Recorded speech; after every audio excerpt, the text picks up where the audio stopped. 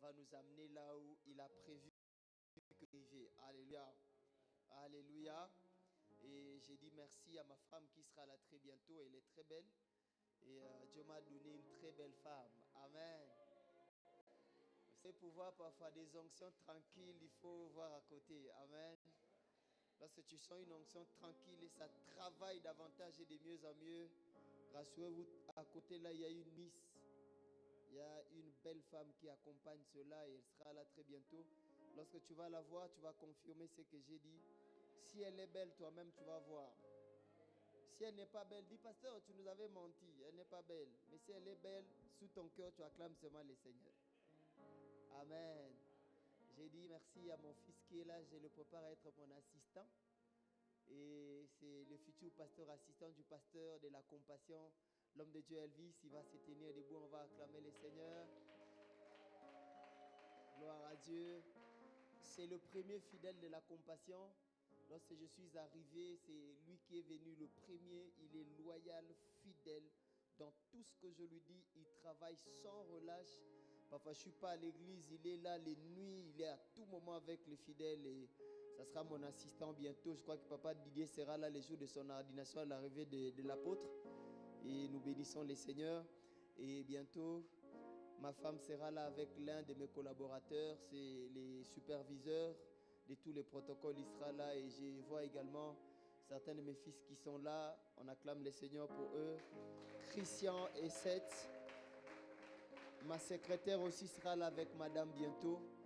Ma secrétaire sera là avec madame. Et je crois que c'est toute la délégation qui m'a accompagné. Et aujourd'hui, par la grâce de Dieu, je vais nous apporter une parole que Dieu a mis dans mon cœur. Et je sais que vous serez bénis. Alléluia. Alors, lorsque papa Didier m'a parlé, ça m'a coûté beaucoup de temps. Depuis qu'il m'a parlé, ça m'a pris beaucoup de temps pour préparer cette prédication. Ça m'a demandé de l'intelligence, le travail, la réflexion. Combiner ce qu'il m'a dit avec la pensée du thème, c'était vraiment un travail formidable. Et Dieu m'a beaucoup appris pendant ces moments. Et je crois que Dieu nous bénira fortement en ces moments de parole pratique. Alléluia. Dis à ton voisin, parole pratique. Parole pratique. Et pendant ces moments de parole pratique, on doit savoir une chose, que rien n'est impossible à... Alléluia. Alors, sans plus tarder, on va lire la parole de Dieu, Genèse 2, le verset 15. Genèse 2, le verset 15. La Bible dit: l'Éternel Dieu prit l'homme et le plaça dans le jardin d'Éden pour cultiver et pour le garder. On va relire ensemble encore. Tu n'as pas apporté ta Bible. Si tu as apporté ta Bible, dis Amen. Il ne faut pas que ce soit les pasteurs qui te lisent la Bible, et aussi ta propre Bible. Lorsque nous lisons, tu lis également. Genèse 2, le verset 15. La Bible dit, je relis: l'Éternel Dieu prit l'homme et le plaça dans le jardin d'Éden pour cultiver et pour le garder. Est-ce qu'on peut acclamer ensemble la parole de Dieu? Alléluia. Alors, dans la pensée de ces moments de parole pratique, la pensée est d'engendrer les entrepreneurs, des personnes qui vont travailler pour l'épanouissement de notre Église, de leur propre vie et de l'œuvre de Dieu. Engendrer les entrepreneurs, frères et sœurs, la pensée est dans l'entrepreneuriat. Et aussi, mes bien-aimés frères et sœurs, nous voulons que, selon la pensée de ces séminaires, que la parole soit pratique. Et aujourd'hui, je vais nous parler de quelque chose qui va vraiment nous fonder. Et demain, je vais parler d'une autre. Amen. Et frères et sœurs, lorsque Dieu crée l'homme, la première chose que Dieu fait, il dit sur l'homme, il dit à l'homme de dominer sur toutes choses. Et il dit à l'homme d'être fécond. Il déclare des paroles de bénédiction sur l'homme. Avant que Dieu ne commence avec nous, Dieu se rassure de libérer les paroles sur nous. Il se rassure de déclarer sur nous. Ce qui fait des grands entrepreneurs, ce qui fait des grands hommes, n'est pas d'abord les efforts, mais c'est la parole qui a été libérée sur nous. Parce que la Bible dit déjà qu'au départ, Dieu a dit à l'homme de dominer. Dans la pensée hébreu, c'était déjà le mandat royal ou les mandats de la gouvernance, le mandat de la royauté. Alléluia. Dieu avait déjà libéré la royauté sur l'homme. J'aimerais dire à quelqu'un ce soir, frères et sœurs, lorsque nous sommes devenus chrétiens, nous devons comprendre une chose. Avant de devenir grand, Dieu se rassure de libérer des paroles, ou il met des paroles dans la bouche de certaines personnes pour que ces paroles nous bénissent, pour que ces paroles marchent avec nous. Alléluia. Ésaü n'a pas combattu Isaac parce que Ésaü n'a pas combattu Jacob parce que Isaac lui avait donné des terres ou des animaux. Il a combattu Jacob parce que Isaac avait parlé. Alléluia.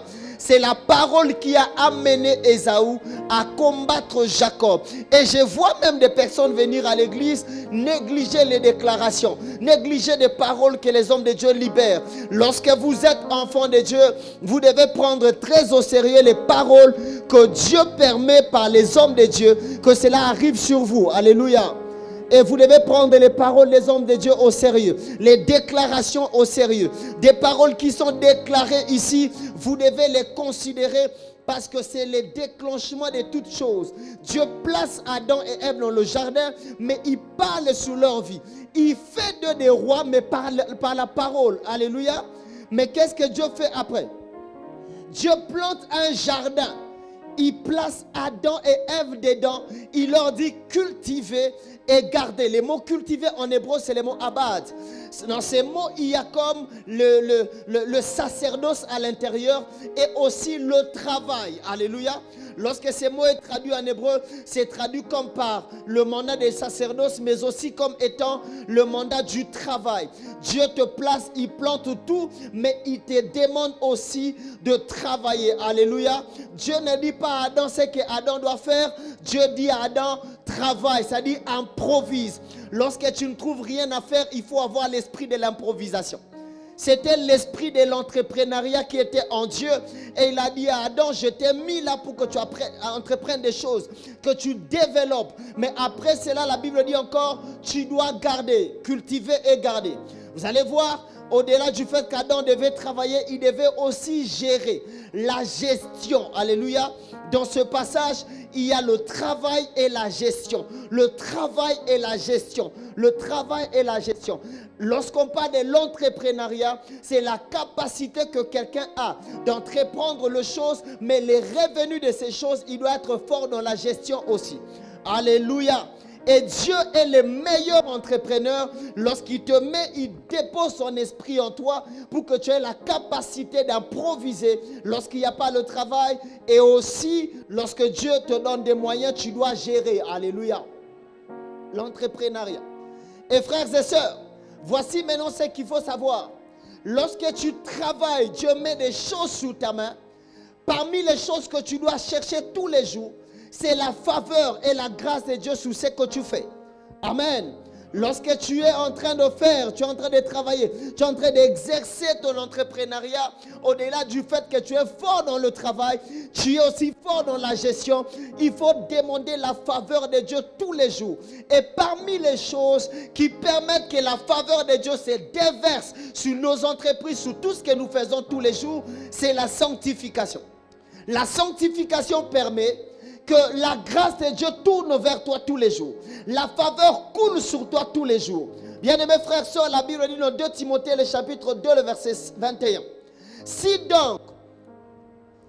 quelqu'un se conserve pur, en s'abstenant de ces choses, il sera un vase d'honneur, sanctifié, utile à son maître, propre à toute bonne œuvre.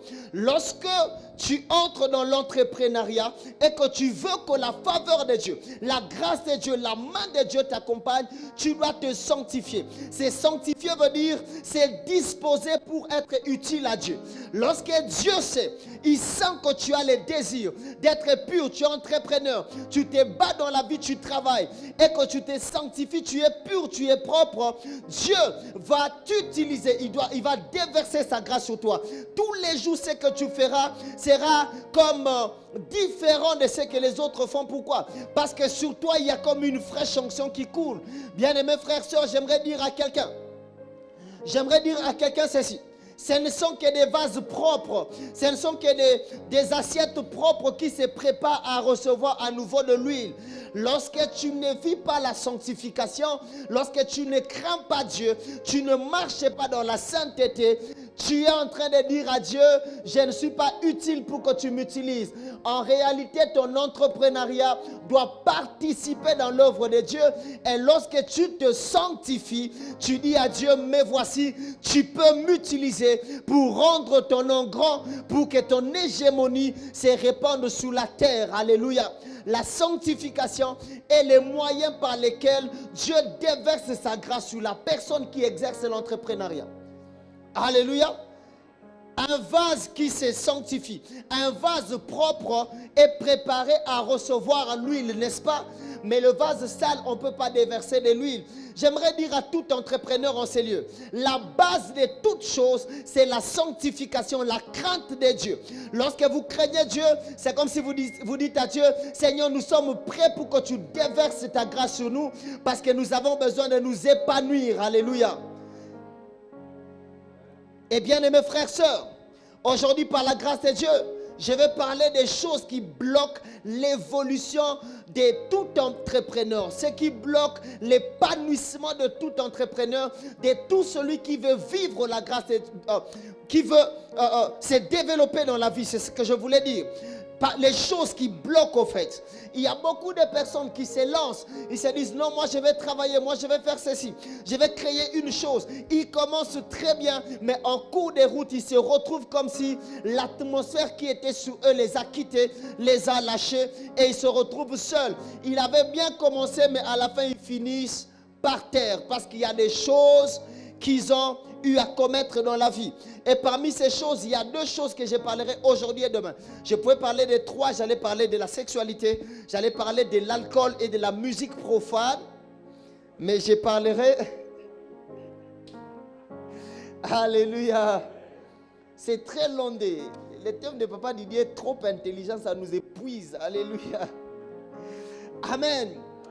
Alors, aujourd'hui, je parle de la sexualité qui bloque l'épanouissement des entrepreneurs. Frères et sœurs, lorsque vous voulez évoluer, parmi les choses à refuser, c'est le désordre sexuel. Alléluia. Et la Bible dit dans Ésaïe 59, le verset 1 à 2. Non, la main de l'Éternel n'est pas trop courte pour sauver, ni son oreille trop dure pour entendre, mais ce sont vos crimes qui mettent une séparation entre vous et votre Dieu. Ce sont vos péchés qui vous cachent sa face et l'empêchent de vous écouter. Vous voyez, ce n'est pas Dieu qui ne veut pas répandre sa grâce sur nous. Ce n'est pas Dieu qui refuse de nous bénir, qui refuse de nous attirer les clients de connexion. Mais ce sont nos péchés qui mettent la séparation, qui empêchent que Dieu travaille avec nous. Dans nos affaires, dans notre travail, il y a des choses qui amènent la barrière. Et parmi ces choses, il y a le péché sexuel, l'alcool, la musique profane et beaucoup d'autres choses. Et j'aimerais que ce soir, tu m'écoutes avec toute ton attention. Alléluia. Aujourd'hui, je parlerai du péché sexuel. Alors, frères et sœurs, je vais commencer par là. La sexualité est-il un péché? Non. Parce que lorsque Dieu crée l'homme, il dit à l'homme et à la femme, soyez féconds. Comment il devait être fécond sans la sexualité? Le seul bébé qui est né sans la sexualité, c'est Jésus. Les autres, tous, on est passé par la même voie. Alléluia. Et lorsque Dieu a créé l'homme, il lui a donné la sexualité pour son épanouissement, pour son bonheur. Il a créé la femme parce que l'homme était triste. Alléluia. Il lui donne la femme pour son bonheur, pour son épanouissement. Est-ce que la sexualité est un péché? Non. Alléluia. Mais pourquoi nous parlons du péché sexuel? Vous devez savoir, frères et sœurs, Dieu peut te donner tous ces bâtiments, mais il ne va pas te laisser faire le libertinage dans ces bâtiments. Alléluia. Dans tout ce que Dieu donne, il y a toujours un côté du respect du sacré. Alléluia. Frères et sœurs, Imagine, Dieu donne à l'homme tous les jardins, mais il garde une chose pour que l'homme ne touche pas. Pour garder l'homme dans la discipline et dans la limite. Alléluia. Et c'est que je dis souvent, la nature de l'homme est telle que Dieu peut lui donner ses bâtiments. Il lui dit, cette pièce n'entre pas. L'homme laissera tous ses bâtiments et aller toucher la pièce que Dieu a interdite. La nature de l'homme. Alléluia. La sexualité n'est pas un péché.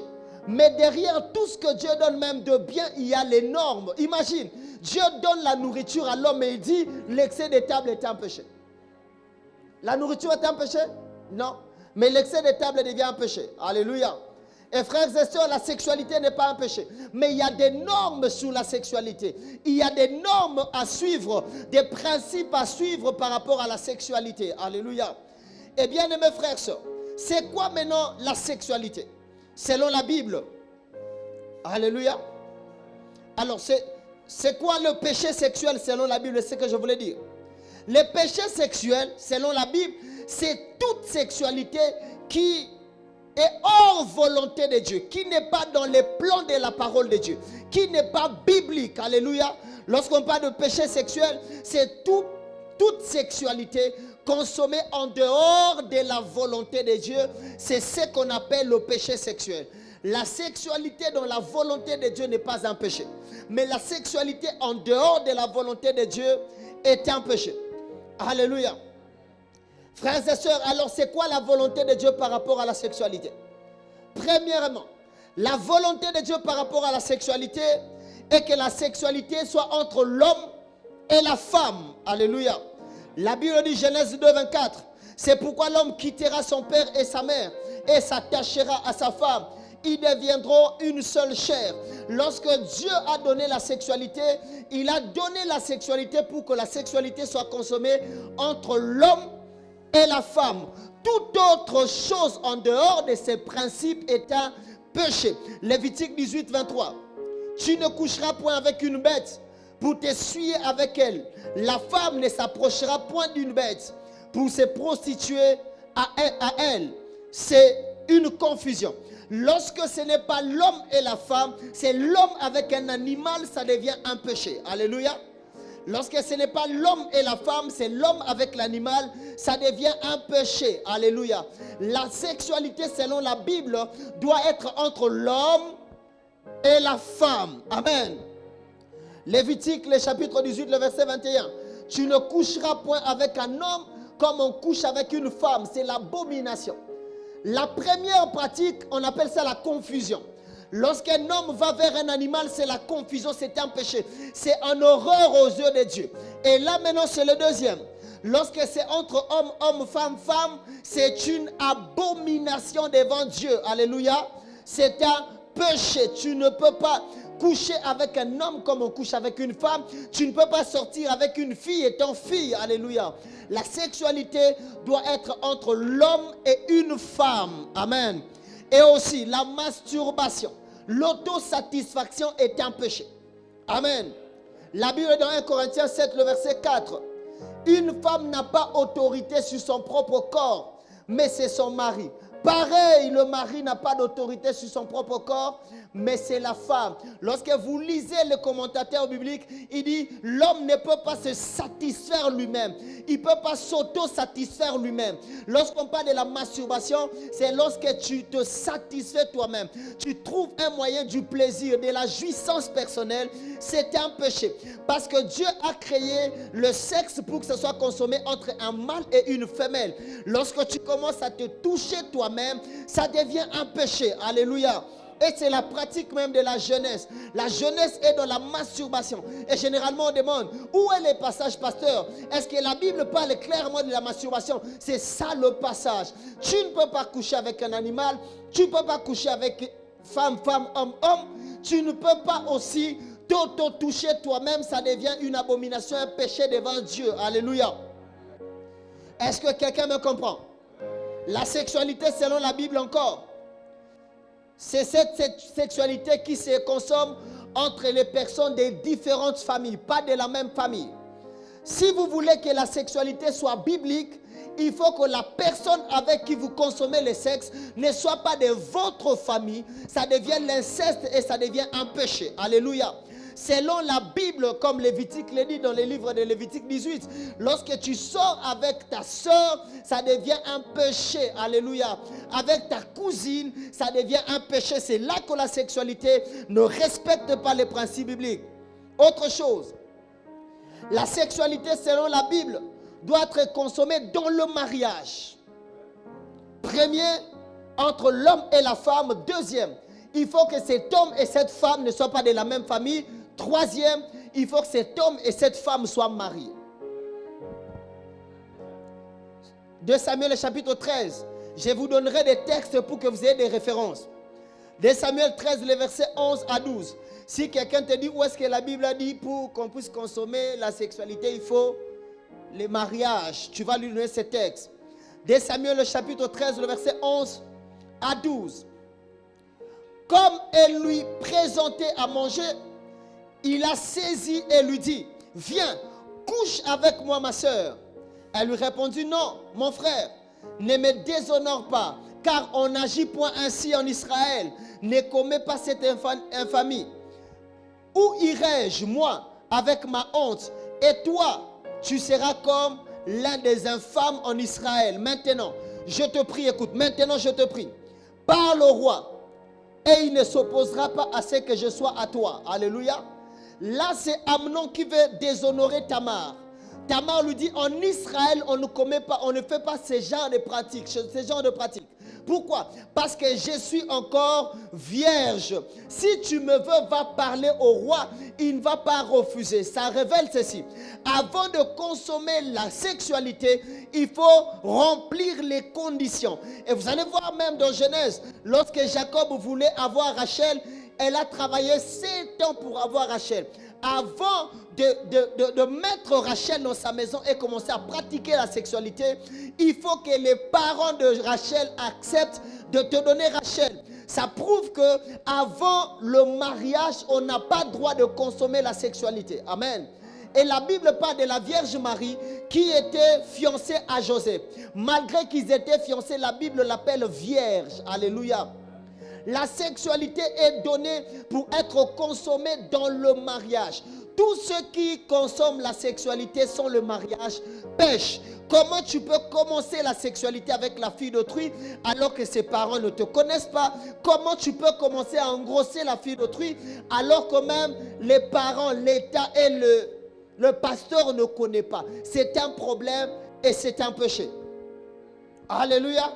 Et à l'église, on ne peut pas normaliser ça. Dans nos églises à Bounia, c'est qu'il y a des gens qui sont chrétiens, mais qui commencent à consommer la sexualité sans le mariage. Ils ne sont pas mariés, mais ils consomment la sexualité. Comment vous faites? Parce que, comment Tamar répond à Amnon? Il dit à Amnon, en Israël, on n'agit pas comme ça. À l'église, on n'agit pas comme ça. Alléluia. Ici, si tu veux commencer à consommer la sexualité, tu dois être marié. La sexualité, selon la Bible, doit se faire dans le mariage. Alléluia. Autre chose. La première, vous avez oublié, entre l'homme et la femme. Cet homme et la femme ne doivent pas être de la même famille. Cet homme et la femme doivent être mariés, n'est-ce pas? Et troisième, les mariés doivent consommer la sexualité dans la monogamie. Si vous êtes dans la polygamie, ça devient un péché. Alléluia. Tu peux avoir l'anneau au doigt, mais si tu trompes ta femme, tu pèches. Alléluia. Ça doit être dans la monogamie. Amen. Et vous allez voir, frères et sœurs, que la Bible ne reconnaît pas les deuxièmes femmes. La Bible ne reconnaît pas la polygamie. La Bible dit au départ, ce n'était pas comme ça. Ce sont vos passions qui ont poussé à Moïse de vous prescrire. Et lorsque vous lisez même Genèse, lorsque Jacob vient présenter son songe, Joseph, vient parler de son songe à Jacob. Il dit, j'ai vu une lune, un soleil et 11 étoiles se prosterner devant moi. Regarde l'interprétation de Jacob. Jacob dit, le soleil c'est moi, la lune c'est ta mère et les 11 étoiles sont tes frères. Jacob avait combien de femmes? 2, n'est-ce pas? Dans la galaxie de Dieu, il n'y a pas 2 lunes, il y a une lune. Alléluia. Dans la galaxie de Dieu, il n'y a pas 2 lunes, il y a une lune. C'est-à-dire, dans les plans de Dieu, il ne reconnaissait pas la deuxième femme de Jacob. Alléluia. Dans ces songes-là, dans la vision de Jacob, de Joseph, il n'a pas vu deux lunes, il a vu une lune. C'est-à-dire Dieu a créé une femme pour un homme. Amen. Mais le problème c'est quoi? Nous voulons fabriquer la nouvelle galaxie. On veut que la lune soit deux. Amen. S'il y a deux lunes là, il faut ajouter autre chaise là-bas. Amen. Voyez donc, dans la pensée de Dieu, la polygamie n'est pas acceptée. Je vois des gens qui donnent des raisons. Même Salomon a épousé 1000 femmes. Je parlerai profondément de Salomon aujourd'hui. Vous êtes prêts? On parlera de Salomon jusqu'à la fin. David avait, ce n'était pas la volonté de Dieu. La volonté de Dieu, un homme, une femme. Et lorsque Dieu a créé Adam et Ève, Dieu n'a pas créé deux Èves. Il a créé une Ève pour un Adam. Lorsque la polygamie entre, c'est l'insatisfaction, l'insatiabilité du cœur de l'homme qui amène les deuxièmes Èves. Alléluia. Et frères et sœurs, ce sont là les choses qui font que la sexualité soit un péché. Lorsque tu commets la sexualité dans la polygamie ou dans l'adultère, ça devient un péché. Lorsque tu commets la sexualité, par exemple, en dehors du mariage, ça devient un péché. Lorsque tu désobéis au plan de Dieu par rapport à la sexualité, ça devient un péché. Alléluia. Alors, étudions maintenant la vie de Salomon. Amen. Aujourd'hui, on va travailler petit à petit, on va arriver à la fin. Étudions la vie de Salomon. Regarde, frères et sœurs, dans 1 Roi, le chapitre 2, le verset 9, la Bible parle, la Bible dit, maintenant, tu ne laisseras pas impuni, car tu es un homme sage. On dit que Salomon est qui? Un homme sage, n'est-ce pas? Déjà au départ, Salomon n'était pas encore roi. Là, c'est David qui parle à Salomon. David reconnaît que Salomon était un homme sage. Salomon n'avait pas encore rencontré Dieu à cette époque-là. Mais déjà au départ, Salomon était un homme sage. Et vous savez, cette sagesse-là, ce n'était pas la sagesse que Dieu lui avait donnée. C'était la sagesse héréditaire. Alléluia. Parce que là, c'est avant que Salomon ne fasse les songes qu'il rencontre Dieu. Cette sagesse était héréditaire. Je peux vous l'expliquer. Amen. La Bible dit que Salomon était fils de David et de Bathsheba, n'est-ce pas? On peut voir la généalogie de Bathsheba. Bathsheba était fille d'Amiel et fille d'Achitophel. Et lorsqu'on parle d'Achitophel, la Bible dit que les conseils donnés par Achitophel à ce temps-là étaient égaux à un ainsi dit l'Éternel. Ça dit que Salomon était de la lignée de la sagesse. Alléluia. Et voici maintenant. Les hommes croient que les maladies sont héréditaires, mais les bonnes choses ne sont pas héréditaires. Cette sagesse-là était héréditaire. Si le père est intelligent, les enfants seront intelligents. Si le père était sage, les enfants vont hériter de la sagesse. Et cette sagesse-là était la sagesse émane d'Achitophel. Ça coulait sous toute la lignée. Et au départ, déjà, David reconnaît la sagesse de Salomon. Alléluia. Ça dit que Salomon est né sage. Imaginez. Déjà, on parle de Salomon, on dit de Salomon qu'il est né sage. Mais quelques temps après, Salomon va faire un songe. Regarde avec moi. Lorsque Salomon fait le songe, Dieu lui dit, il dit, Salomon, demande-moi tout ce que tu veux, je te donnerai. Salomon demande l'intelligence et la sagesse. Quelle était l'intelligence et la sagesse que Salomon a demandé? En réalité, Salomon voulait dire à Dieu, je ne peux pas gérer ses affaires, ses entreprises avec l'intelligence d'Achitophel. Oh la brasse. On ne devient pas grand avec l'intelligence des parents. L'intelligence des parents t'aidera à être quelqu'un. Mais à un niveau, il faut l'intelligence de Dieu. Alléluia. Je demande aux entrepreneurs en ces lieux. Vous qui travaillez, oui, vous avez la sagesse. Vous avez l'intelligence que vous avez reçue de vos parents. Ajoutez l'intelligence de Dieu. La sagesse surnaturelle qui vous accompagnera. Je prie au nom de Jésus que l'intelligence surnaturelle vienne sur vous. Je prie au nom de Jésus. Soyez distingués comme Daniel dans tout ce que vous faites. C'est cette intelligence qui a permis à Daniel de gérer toute une nation. Alléluia. C'est cette intelligence qui a fait de Joseph le ministre de l'Égypte. Alléluia. Et c'est cette intelligence que Salomon a demandé. Il a reconnu que j'ai l'intelligence d'Achitophel, c'est bien, mais il y a une intelligence que j'ai besoin, une intelligence supérieure. Et lorsque vous lisez même les Éphésiens, la Bible dit, Paul dit, je prie que Dieu vous donne un esprit de sagesse.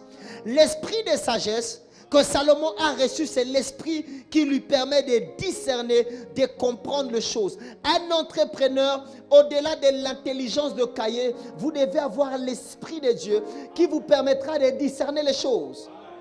Alléluia.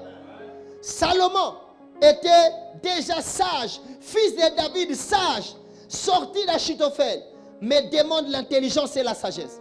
Voyez le niveau que Salomon avait. Ce sont les types de personnes qu'on reconnaît qu'elle est intelligente. Mais au-delà de ça, il dit, Seigneur, j'ai besoin d'intelligence. Cette personne va vous gouverner. Alléluia. On va évoluer doucement. 2 Chroniques, le chapitre 8, le verset 11. Je vais vous amener jusqu'à la fin. Vous allez comprendre les dangers du péché sexuel. 2 Chroniques 8, le verset 11. La Bible dit, Salomon fit monter la fille de Pharaon de la cité de David dans la maison qu'il lui avait bâtie.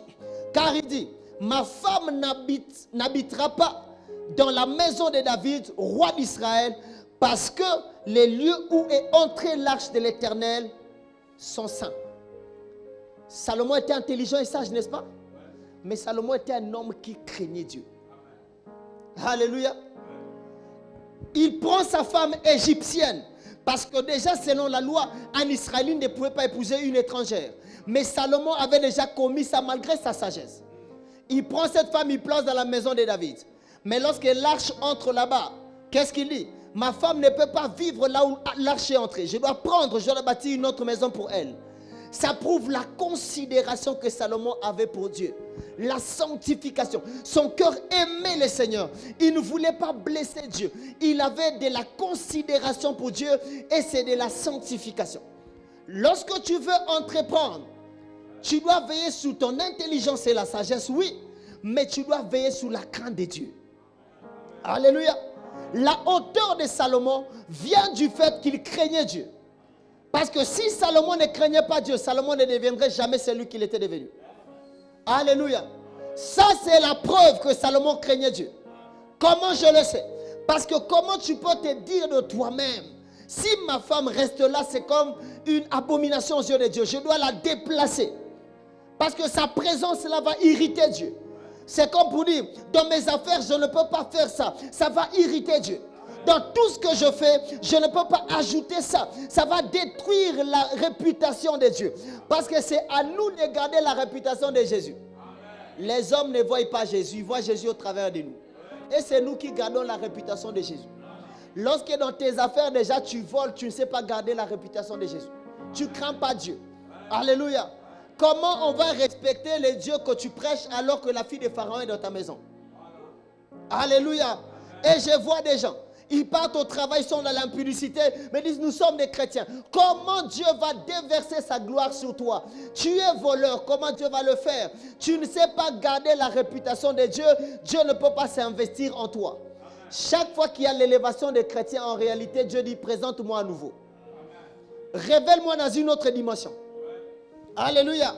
Et je prie pour les promotions ce soir. Que Dieu vous donne des promotions, des connexions, des contacts. Mais chaque fois qu'il y aura contact, révélez Dieu à une autre dimension. Directeur, mais qui craint Dieu. Procureur, mais qui craint Dieu. Un homme puissant, mais qui révèle Dieu dans les dimensions, dans les hauteurs. Je prie au nom de Jésus. Je sens l'élévation en ces lieux. Je sens les contacts de l'élévation en ces lieux. Que Dieu t'élève au nom de Jésus. Alléluia. Chaque fois qu'il y a élévation d'un chrétien, d'un enfant de Dieu, Dieu lui dit, révèle-moi à une autre dimension. Si tu vois que tu stagnes, rassure-toi qu'il y a des choses que Dieu cherche à enlever en toi. Alléluia. Salomon atteint un niveau. Il dit non, je dois monter. Qu'est-ce que je dois faire? Je dois d'abord enlever la fille de Pharaon. Il y a des filles de Pharaon dans votre affaire, vous devez enlever. Salomon, c'était un homme qui craignait Dieu, qui avait de la considération pour Dieu. Tu veux la promotion, tu veux l'élargissement, tu veux l'épanouissement. Enlève la fille de Pharaon. Alléluia. Enlève la fille de Pharaon. Tu travailles de la masturbation, arrête la masturbation. Tu es voleur, arrête. Tu cours après les prostituées, arrête. Arrête-toi. Parce que si tu ne t'arrêtes pas, en réalité, tu es en train de dire à Dieu, là où tu veux m'amener, là, je ne veux pas aller. Parce que je ferai honte à ton nom. Mais plus tu arrêtes, plus Dieu déverse la gloire et plus tu montes. Je déclare la montée de quelqu'un ce soir au nom de Jésus. On peut continuer? 2 Chroniques, le chapitre 8, le verset 9. La Bible dit, Salomon n'employa comme esclave pour ses travaux aucun enfant d'Israël, car ils étaient les hommes de guerre, ses chefs, ses officiers, ses commandants de chars et de sa cavalerie. Voyez ça? Lorsque Dieu a commencé à élever Salomon, Salomon a commencé à honorer ceux de sa race. La sagesse. Un entrepreneur est une personne qui ne marginalise pas les gens. Un homme que Dieu bénit, lorsqu'il voit le pasteur Trésor, il l'honore. Il dit non, c'est un fils de la maison. Lorsque tu vois ton frère, tu honores, il travaille pour toi. Tu ne lui donnes pas des sales boulots. Les Israélites ne faisaient pas des sales boulots. Les sales boulots, c'était pour les Jébusiens, les Étiens. Mais les Israélites, on leur donnait d'être des officiers, de grandes personnalités dans le gouvernement de Salomon. Mais toi, tu n'as que les shops de Vodacom. Déjà, ta bonne, c'est ta petite soeur. Tu vois ce qui bloque les entrepreneurs, Papa Didier? Ça dit, à partir du moment que tu vois à peine $100, tu commences à marginaliser tout le monde. Tu cries sur tout le monde. Mais le niveau de Salomon, il n'a employé pour aucun Israélite. C'est-à-dire, balayer sa cour, couper les matites. Il n'y avait pas un Israélite. Voyez le niveau de Salomon. C'était un homme revêtu de la puissance de Dieu et de la sagesse de Dieu qui permettait qu'il gère bien le pays. Alléluia. Que Dieu aide le Congo. Que nous ne soyons pas des personnes méchantes. Un Congolais, lorsqu'il commence à toucher l'argent, il commence à crier sur tout le monde. Un Congolais ne supporte pas l'autorité. Si Dieu lui donne l'autorité, c'est fini. Il commence à dominer sur tout le monde. Écoutez, même un jour, David parle. David dit, si je disais, je parlerai comme eux, je trahirai ceux de ma race. Un homme que Dieu élève, un homme qui se déverse dans les affaires, qui monte dans la vie, doit parler comme les enfants de Dieu. Il ne doit pas trahir ceux de sa race. Alléluia. Tu vois quelqu'un, Dieu élève aujourd'hui, tu viens dans son bureau. Il sait que tu es son pasteur, il te fait attendre 2 heures. Il ne fait même rien, il regarde seulement à la télé à Zéla. Tu n'es pas digne de confiance.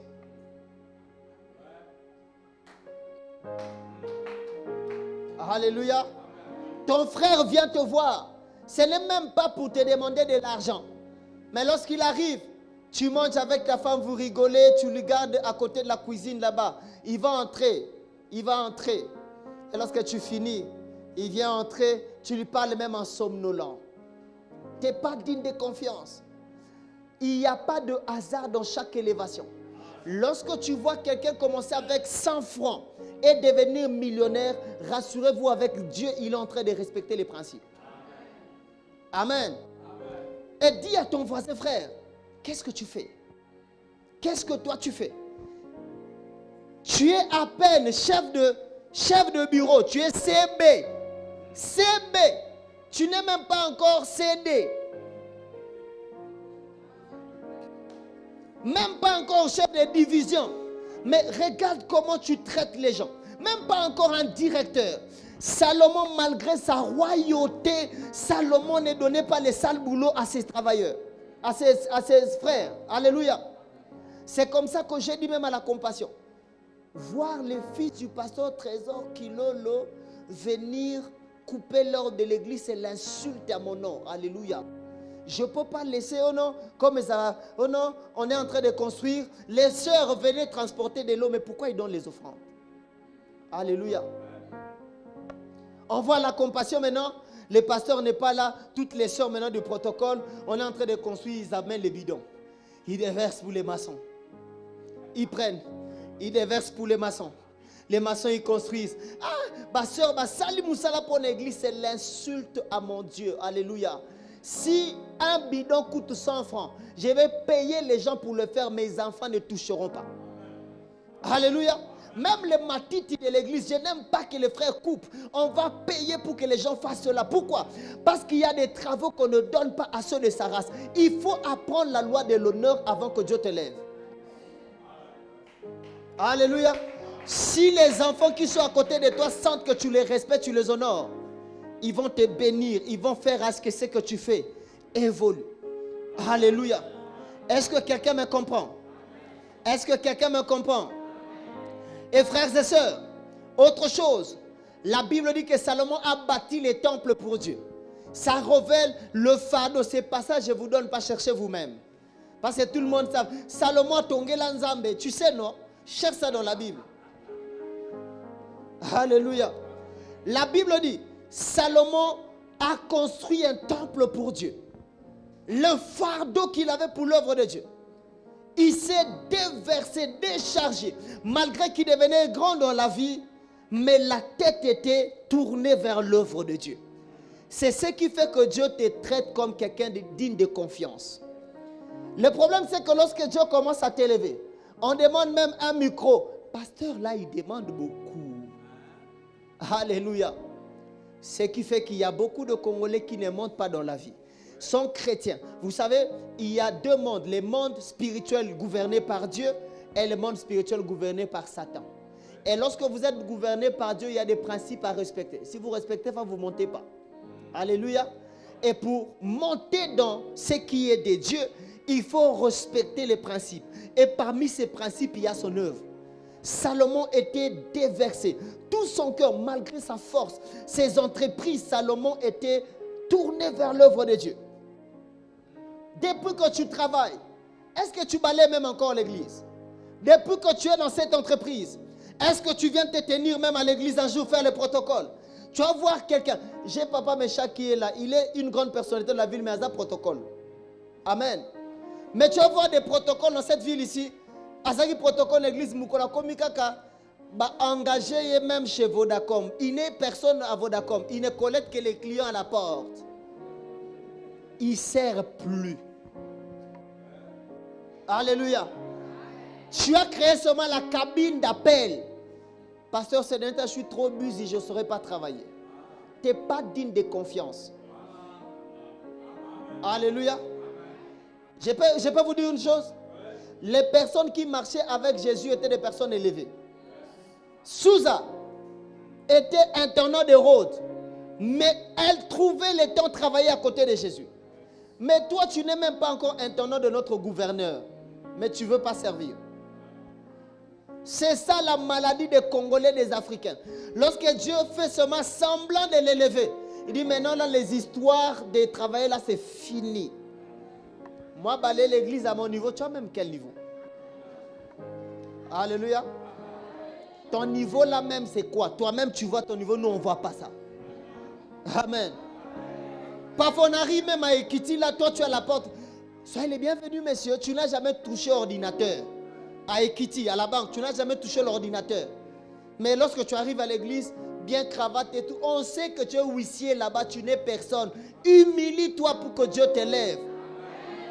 Amen. Les cœurs de Salomon étaient tournés vers l'œuvre de Dieu. Je prie au nom de Jésus que Dieu te donne les fardeaux de son œuvre. Je prie au nom de Jésus. Peu importe l'élévation, que Dieu te rattache à son œuvre. Sois attaché à l'œuvre de Dieu. Deviens PDG, deviens directeur, deviens tout ce que tu peux devenir, mais que ton cœur ne change pas. Deviens député, mais sers à l'église, soit au protocole, soit à la sécurité, à la salubrité. C'est comme ça qu'on va faire respecter Dieu dans cette ville. Alléluia. Et Salomon, par sa sagesse, avait fait d'Israël une ville touristique. La Bible dit que la reine de Saba quittait sa ville pour venir visiter Israël à cause d'une sagesse. Alléluia. Frères et sœurs, les grâces que vous avez, les efforts que vous fournissez, si vous vous investissez demain, vous serez des sites touristiques. Les gens quitteront de partout pour vous consulter. Alléluia. Voyez ce que Salomon a fait? C'était la sagesse de Dieu. Et sa capacité à travailler. Et imagine même, Salomon a fait des collaborations dans le business. Salomon avait Huram, son ami, qui lui donnait les bois. Il faisait même l'importation et l'exportation. Alléluia. Voyez, lorsque la grâce de Dieu vient, il faut travailler. Salomon a travaillé dur. Il a créé des dépôts et des magasins qui permettaient qu'en Israël, il n'y avait plus la famine. Et les gens quittaient de loin pour venir consulter la sagesse de Salomon. Et j'aimerais dire à quelqu'un, la sagesse n'est pas épuisée dans les dépôts de Dieu. Si tu te disposes, il va te donner. Alléluia. Parce que notre Dieu, le Saint-Esprit, est au-delà de ce qu'il a donné à Salomon. Alléluia. La petite sagesse de Salomon a attiré, a aspiré la reine de Saba. Je crois qu'il peut te donner cette sagesse aujourd'hui au nom de Jésus. Alléluia. Il a fait d'Israël une ville touristique. Voici maintenant un passage qui me blesse pour mon pays. Je peux vous le lire? Papa Didier m'a donné beaucoup de travail. Hein? Comprenez. 2 Corinthiens, le chapitre 1, le verset 15. 2 Chroniques, pardon. Le chapitre 1, le verset 15. La Bible dit, le roi rendit l'argent et l'or aussi commun à Jérusalem que... Vous lisez pas. Le roi rendit l'argent et l'or aussi commun à Jérusalem que les pierres.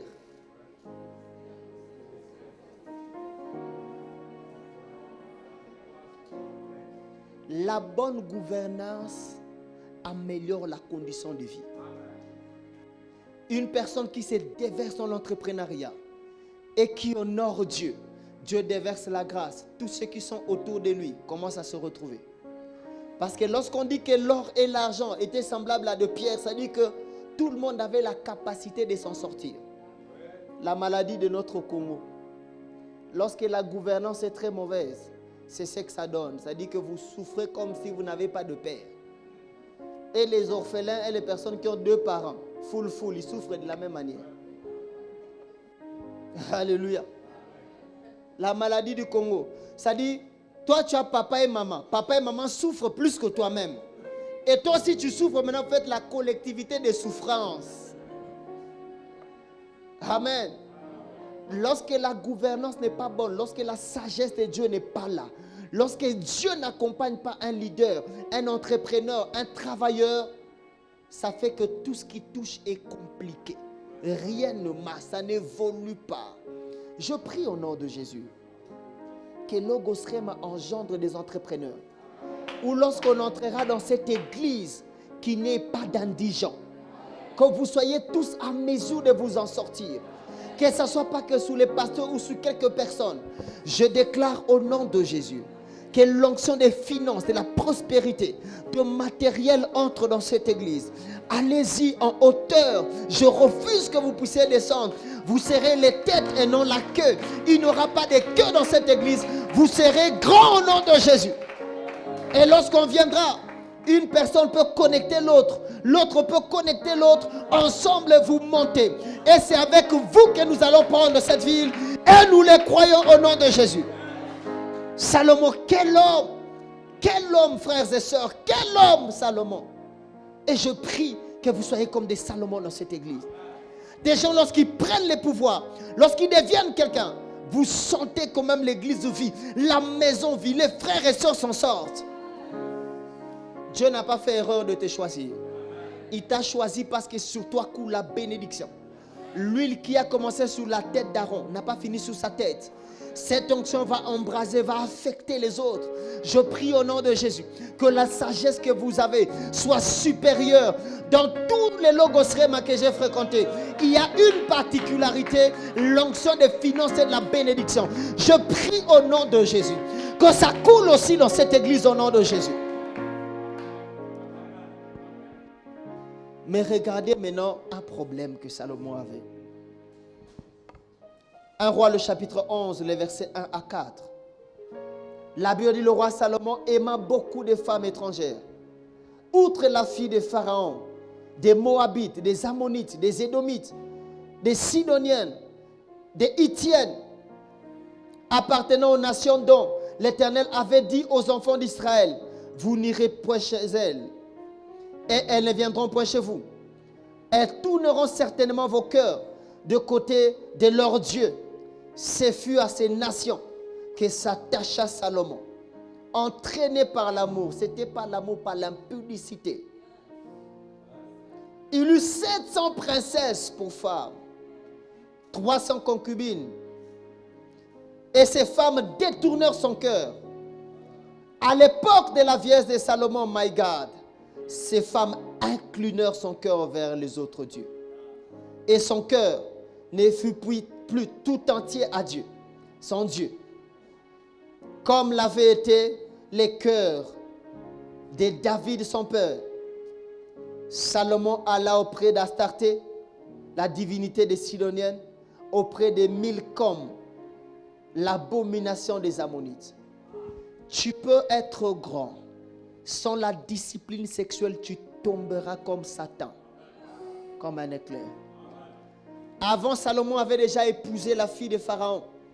Dieu ne lui avait pas brûlé, il pensait que Dieu avait approuvé le péché.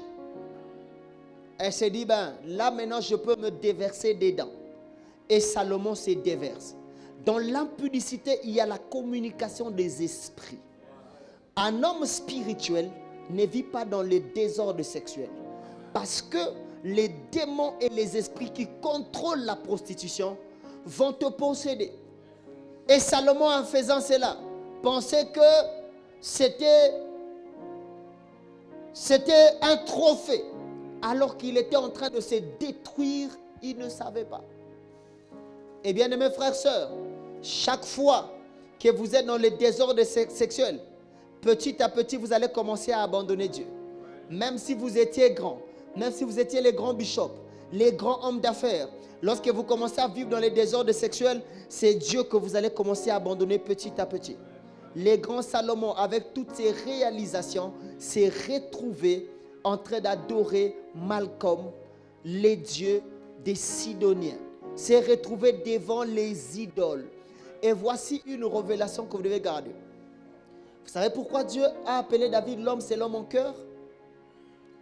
Beaucoup de gens disent c'est parce que David avait la facilité de repentance. C'est pas ça. David est le seul roi de tous les rois majeurs qui ne se sont jamais prosternés devant une idole. Salomon, c'est le sexe qui l'a amené à se prosterner devant l'idole. Raison pour laquelle tous les désordonnés sexuels sont comme des personnes qui n'ont pas de frein. Ils ne respectent plus rien. Tu peux lui dire c'est un péché, il ne t'écoute pas. Tu peux lui dire ça va te détruire, il ne t'écoute pas. Et tu vois même la jeunesse, les gens, c'est livré à la sexualité. Ils ne savent pas que c'est leur avenir qui est en jeu. La Bible parle de Marie de Magdala. Jésus a délivré combien de démons? 7 démons, n'est-ce pas? Les 7 démons-là, c'était des démons causés par les désordres sexuels. Lorsque vous étudiez la Bible, les théologiens font la corrélation entre Marie de Magdala et Marie de Béthanie. Alléluia. Ils font la corrélation. Prochainement, peut-être j'en parlerai en profondeur, je n'ai pas le temps. Ils font la corrélation, ils disent que Marie de Magdala, c'était Marie de Béthanie. Et lorsque vous lisez l'histoire de Marie de Béthanie, la Bible dit même que c'est cette femme qui est venue déverser les parfums sur le pied de Jésus. La Bible l'appelle la femme de mauvaise vie qui est venue déverser le parfum sur le pied de Jésus. Lorsque les Juifs parlent de mauvaise vie pour une femme, on sous-entend qu'ils parlent de la prostitution. Ça dit cette Marie-là vivait dans la prostitution. Et lorsque Jésus le rencontre, il chasse 7 démons. Chaque fois que vous êtes dans le péché sexuel, il y a un problème de démons dans votre vie. Et les démons empêchent que vous puissiez prospérer, empêchent que vous puissiez monter. Comment tu peux être à l'église, tu vis dans le péché sexuel et que tu t'attends à l'élévation? Ça n'arrivera jamais. Les grands Salomon, qui a commencé dans l'excellence, quelle hauteur, quel niveau, mais au soir de sa vie, le péché sexuel l'a rattrapé. Lorsque tu mûris la faiblesse de la sexualité, au soir de ta vie, ou même dans une grande gloire, ça va te rattraper. Raison pour laquelle aujourd'hui, commence à te battre à le vaincre aujourd'hui. Beaucoup de gens disent, pasteur, je vais arrêter ça les jours où je vais me marier, tu deviendras pire. Alléluia. Il faut vaincre les désordres sexuels avant le mariage. Les jours où tu te maries, ça va s'intensifier. Pourquoi? Parce que les démons vont t'amener à une insatisfaction qui t'amènera à tromper ta femme, à vivre dans le péché. Et le jour où tu meurs, tu pars en enfer. Au-delà de ça d'abord, Je ne parle pas de l'enfer d'abord aujourd'hui. Plus tu vis dans le péché sexuel, plus vous vous transmettez les démons.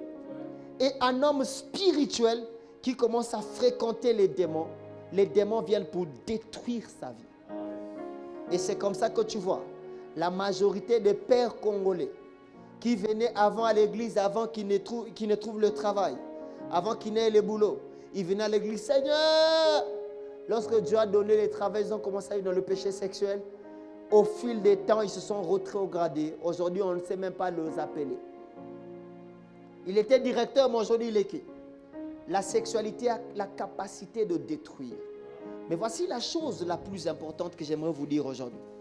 La Bible dit que c'est par Salomon que Dieu a décidé de diviser la royauté de David. Et c'est après la mort de Salomon qu'il y a eu Jéroboam et Roboam. Alléluia. 10 tribus étaient à gauche et 2 tribus à droite. De l'autre côté, la royauté de David, il a gardé seulement 2 tribus, Judas et Benjamin. Mais de l'autre côté, 10. Le péché sexuel peut détruire ce pourquoi tu as travaillé toute ta vie. Que même tes arrière-grands-pères ont travaillé toute la vie. Alléluia. Dieu promet la royauté à David. Mais les désordres sexuels de Salomon a fait que Dieu divise la royauté. Et il ne donne pas la grande partie à David. Il donne la petite partie à David. Mais dans la grande partie... Voyez? Et c'est comme ça que nos parents, même ici au Congo, ont détruit les familles. Beaucoup de familles sont détruites à cause de ça. Papa travaillait dur. Mais à cause de la faiblesse sexuelle de papa, lorsqu'il est parti, il y a maintenant des familles qui commencent à venir. Moi aussi, je suis son enfant. Moi aussi, je suis l'enfant de tel. Nous aussi. La deuxième femme, la quatrième femme, il n'y avait qu'une seule parcelle. Maintenant, il faut vendre et diviser. Ce pourquoi tu as travaillé toute ta vie, un petit péché, un petit membre que tu n'as pas pu gérer, a détruit l'héritage. Alléluia. Tu peux être intelligent aujourd'hui, tu deviens grand. Mais il y a un petit membre qui peut te rendre comme une poussière. Vous savez même pourquoi nous au Congo on souffre? C'est parce que nos parents ne se sont pas bien gérés. Lorsqu'ils étaient les directeurs, ils avaient 2 femmes, 3 femmes. C'est comme ça qu'aujourd'hui nous naissons. Les jeunes qui sont en train de souffrir aujourd'hui, c'est parce que les parents n'ont pas canalisé leurs efforts. Ils gagnent 5 000 $ par mois. Mais après, 1 000 $ c'est pour les petits chéris. 1 000 $ c'est sortir avec. Ceci pour ceci. Lorsqu'il voyage, il a de femmes partout. C'est décide même de sortir avec des petites filles. Des Salomon qui ne voient pas l'enjeu. Alléluia. Autant que vous pouvez discipliner vous aujourd'hui. Si le péché sexuel a détruit Salomon, ça va te détruire. Et j'aimerais dire aussi, si les aînés dans la foi, ces péchés les a détruits, si nous également on ne fait pas attention, ça nous détruira. Alléluia. Ta grandeur, il y a quelque chose en un claquement de doigts. Ça peut te détruire. Alléluia.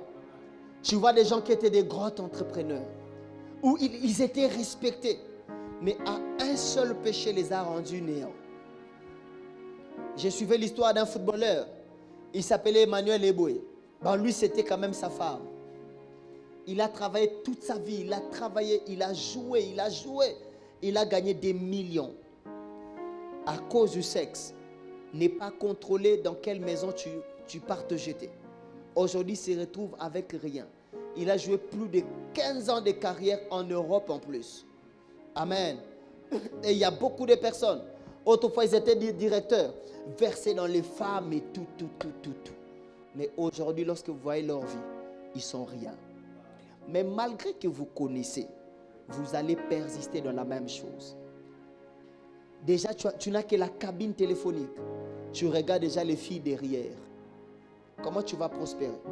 Écoute, lorsque Job est devenu grand, il a fait un vœu.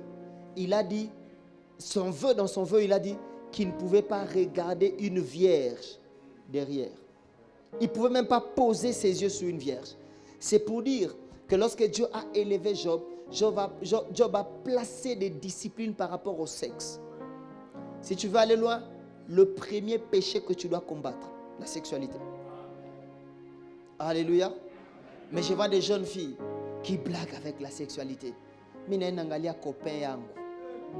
Et tu dors même là-bas. Tu ne vois même pas ton avenir. Amen. Des personnes qui commencent à connaître la sexualité à 15 ans, 20 ans. En réalité, vous hypothéquez votre destinée. Alléluia. Remarquez même dans cette ville, pourquoi nous avons des sérieux problèmes.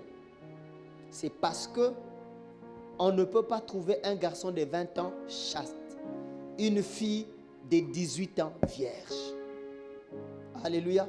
Et Satan est en train de voler la destinée de cette ville. Parce que c'est la jeunesse, la destinée d'une ville. Et s'il n'y a pas une jeunesse consacrée à Dieu, qui se préserve pour Dieu, notre demain sera pire que l'aujourd'hui de nos pères. Alléluia. On doit nous consacrer à Dieu. Veillez sur vous. Évitez le péché sexuel. Si ça ne te détruit pas aujourd'hui, ça te détruira demain. Salomon, dans toute sa jeunesse, il vivait, il était en train de continuer, il travaillait dur. La Bible dit que c'était au soir de sa vie que ses habitudes, sa faiblesse a détourné son cœur de Dieu. Fais très attention avec le péché sexuel. Si tu trompes ton mari, fais attention. Ça ne t'a pas détruit aujourd'hui, ça te détruira demain. Même s'il ne te voit pas, les démons que tu es en train de contracter vont t'amener à divorcer.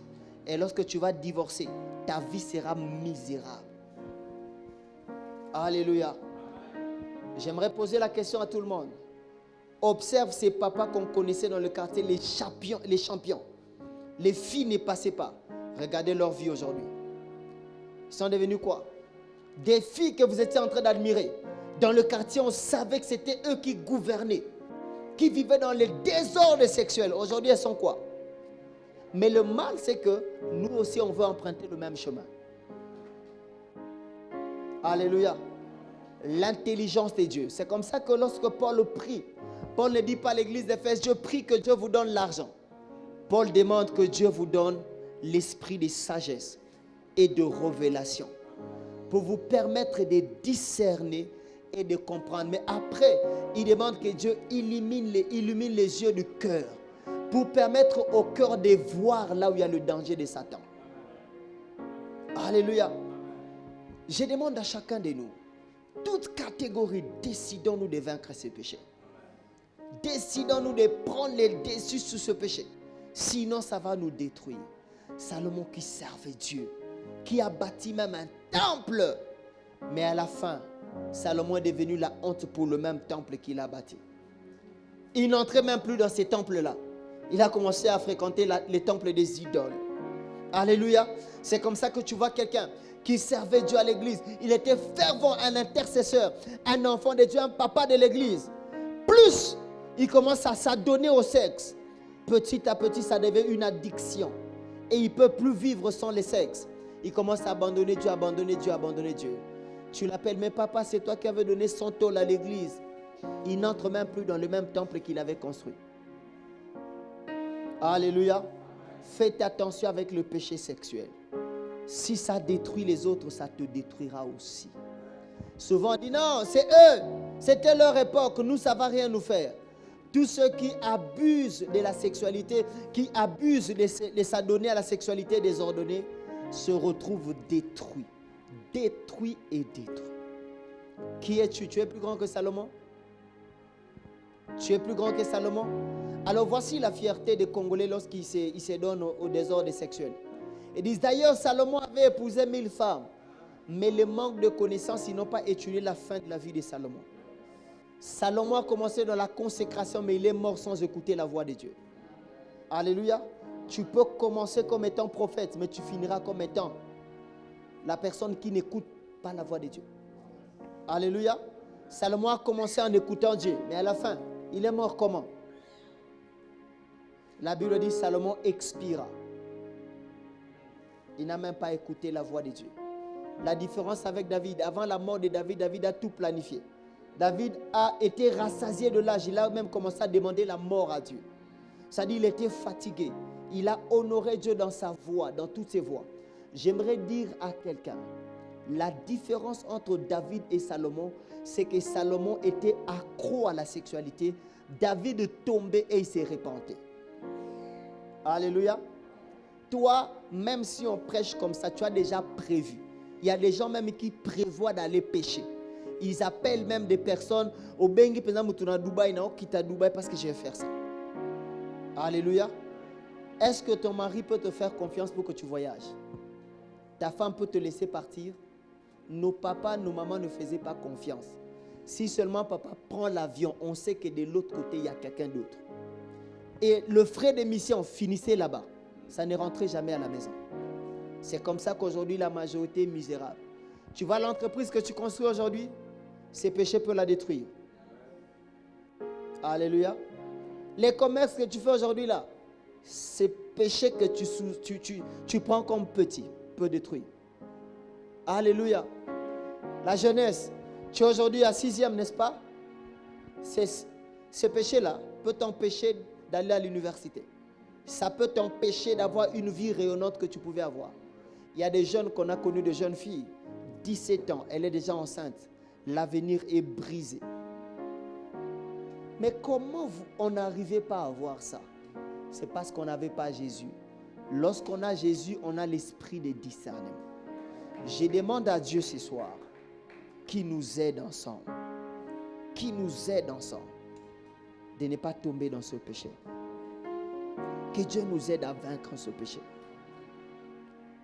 Que Dieu nous aide à dominer ce péché sexuel. Les désordres sexuels ne soient pas notre partage. Si tu veux prier, tu veux dire à Dieu, Seigneur, j'aimerais jamais tomber. Que Dieu te donne la force de ne pas tomber dans ce péché. Parce qu'on va prier. Je ne dis pas que tu es déjà tombé. Je dis que tu veux que Dieu te donne la capacité de vaincre ce péché. Que Dieu te donne l'énergie, la force nécessaire. Chaque fois que Satan te présentera le sexe, que tu aies la force de le vaincre. Que le Saint-Esprit te donne la capacité de vaincre ce péché. Et je demande à toutes les sœurs, si tu avais un copain avec qui tu faisais ça, rassure-toi, c'est ton avenir qui est en jeu. Tu dois te séparer de lui. Si tu es un frère, sépare-toi de la fille, concentre-toi sur Dieu. Parce que ton avenir, c'est demain. Tu auras ça toute la vie, tu vas te marier. Alors aujourd'hui, concentre-toi sur ta destinée avec le Seigneur. Et si tu veux la force pour vaincre ce péché, passe devant. Dieu va te communiquer l'énergie. Et tous les jours, tu vas inaugurer des victoires et des victoires. Tu vas inaugurer la force, l'énergie. Demande à Dieu que tu ne tombes jamais. Il est possible de ne pas tomber dans ce péché. Il y a des hommes qui se sont consacrés dans la jeunesse. Ils se sont donnés complètement. Et ils ne sont jamais tombés, ils sont debout. C'est possible. Lorsque vous faites confiance au Saint-Esprit, vous n'allez jamais tomber. Des personnes qui veulent vaincre ce péché, passez devant. Sharabaya. Kalabashadabade. Eparakasutalabade. Tu veux vaincre le péché sexuel, le désordre sexuel. Passe devant, on va prier. Je vois les gens en train de se regarder. Mais alors qu'il y a certains qui veulent même passer par la cure d'âme, mais ils refusent. Oh my God. Sharabadi. Kaliabra shakalabadi. Je t'attends. E kalaba shadaba. E parasukaliba shadiga. E shakalabadi ketelebra. Le paria shakalabadi. Kanema yasha. E paria sotaleva. Père, je prie que tu nous donnes la force de vaincre ce péché, que nous ne puissions jamais tomber, papa. Donne-nous la capacité, Père, malgré la tentation, malgré les combats, malgré la lutte, malgré les attaques. Donne la force, papa, que nous ne puissions jamais tomber, que nous ne puissions jamais tomber, ni dans la masturbation, ni dans les viols, ni dans les choses semblables. Père, tu as la capacité de nous donner la force. Je prie, papa, que tu nous gardes, que nos voyages missionnaires soient dans la sainteté. Oh Dieu, que nos fréquentations soient dans la sainteté. Père, aide-nous, papa. On peut devenir grand, mais ces péchés peuvent nous détruire. Père, je te demande la force. Donne-nous la force de vaincre ces péchés.